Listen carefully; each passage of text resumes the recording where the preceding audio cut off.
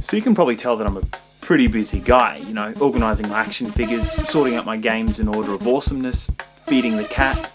Here at the Leftover Culture Review, we tend to stick pretty closely to arcade type games. Those awesome pick up and play classics. System of choice, usually the Sega Dreamcast. So here, we've got a system that actually shares, even though it's slightly neutered, hardware with arcade machines of its time. Those fighting, shooting and beat 'em up games that appeared in the arcades, we had that at home. So Sega had this one ace up its sleeve since the Saturn.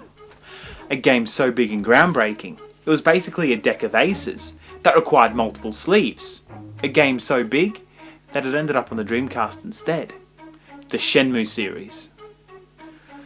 So this is a total treat for me, the Shenmue games. I admit, I missed it the first time around. All my eyes were focused on those awesome, hard-hitting arcade titles. And of course Sonic. So yeah, it was a really exciting, distracting time for us Sega fans. But as the shadows grew longer on their final console, it became easier to argue that their crowning achievement is the Shenmue series. Shenmue is legendary among its fans, and everyone who didn't like it probably forgot about it years ago. Shenmue was kinda unique like that. It required time and patience, and it wasn't without its flaws. Pacing, lack of action, and lack of direction. I went ahead and did the unthinkable. Instead of doing my homework and playing Shenmue 1, I skipped right into part 2.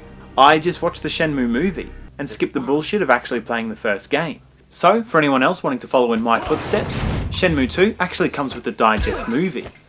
It's worth at least a watch.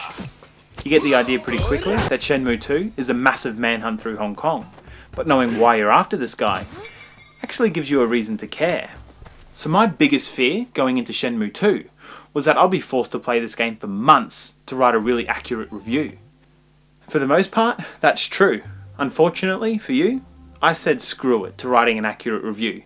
This is a massive game, and I don't mean just the main story. There's also side quests, mini games, jobs. So one day, I hope that mum just gets off my back about schoolwork and feeding the pets. But until she does, I can only guess at all the secrets and hidden gems in this game. Going into Shenmue 2 genuinely feels overwhelming. You pull up into this massive city with various quarters, shops, people and locations, and you kind of make your own way. Like the day your mum first dropped you off at school.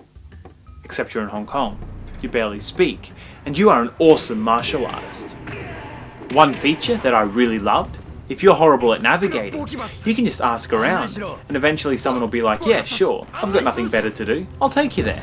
I've had random people just walking me for 2 in-game hours through this massive city. So apart from all the designs and the pretty stuff, the real standout was the fighting. I'm an old beat 'em up fan, and I knew there'd be fighting and stuff in Shenmue 2. What I didn't expect was a freaking awesome fighting system. For a 3D game, it's a real testament that its fighting style easily rivals and exceeds many dedicated arcade beat 'em ups. This wasn't a low budget game, but I'm really stoked they invested so much time and effort into the fighting system. Originally, Shenmue actually started off on the Sega Saturn as an RPG spin-off to the Virtua Fighter series. Obviously, this game has a long history to make it onto the Dreamcast as a totally original series, but it goes some way in explaining why the fighting system feels so right. It's actually based off one of the best 3D fighting games out there. Shenmue 2 kinda throws you into a messy situation, and you never know if you'll need to pull out the fists or not. The further you progress in the game, the closer you get to your father's killer, the more turbulent this whole city becomes. You find yourself being lured into traps, attacked by groups, and the gravity of the situation really starts to set in. So I don't normally talk about restraint and non-violence in video games, but Shenmue draws the line really close.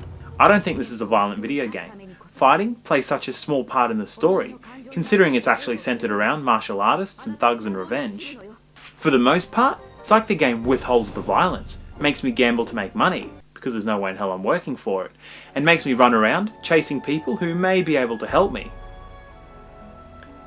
Then, as soon as I'm on the right track, I get stuck playing mini games I'm terrible at.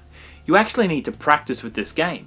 there's just no way to breeze through it the very first time. If you take your time, read the instructions, and put that extra 15 minutes of practice in, you can usually progress pretty easily through the game. Shenmue 2 is the type of game to throw some really awesome stuff your way early on, but it doesn't give it up easily after that. I'm not generally a patient gamer. I like my gaming quick, uncomplicated, and to the point. Shenmue 2 goes against so much I stand for, but it really makes me want to rethink at least some of my values. If you keep with it, you start to see some real rewards for your effort. So when I start thinking about the Dreamcast, I can't help but smile and blush a little bit at all those awesome arcade titles. My little Dreamcast collection has some awesome games straight from the arcades, but then, sitting in my stack, I've got Shenmue 2. So for anyone who hasn't really gotten into the Shenmue series yet, the hardest part about playing Shenmue 2 is knowing that there's never going to be an end. Shenmue has always done it really rough. For a game that cost so much time, money and resources to develop, it came at the wrong time for Sega. It was make or break, and they had an epic game that just never reached mass market appeal. So there was this glimmer of hope when Shenmue 2 was ported across to the Xbox with full English dub and enhanced visuals.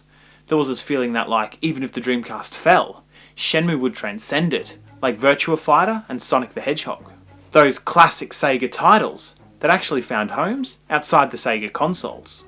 The unique thing here is, Shenmue 2 was only released in PAL territories and Japan, and even though there were subtitles and signs and words that were translated, it took the Xbox release in the States to finally dub it all in English.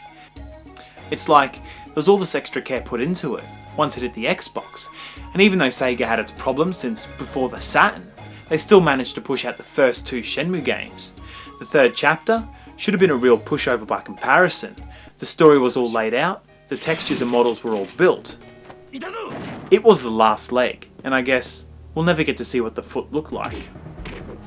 So, is a final Shenmue even worth making anymore? Is it going to live up to all our expectations after the first 2 games? Shenmue's problem is that it's just too epic.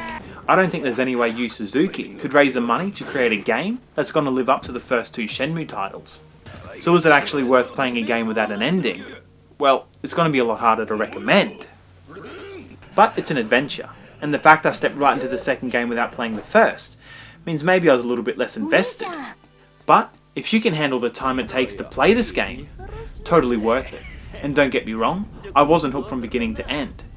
This is a long game, and there have been plenty of times I just kind of stopped for a few weeks. It's a game that really makes me want to clear that next hurdle over and over again to get to the end of the chapter, to have it all end on a cliffhanger. 開口は我の古よりの定めなり地より現れし龍が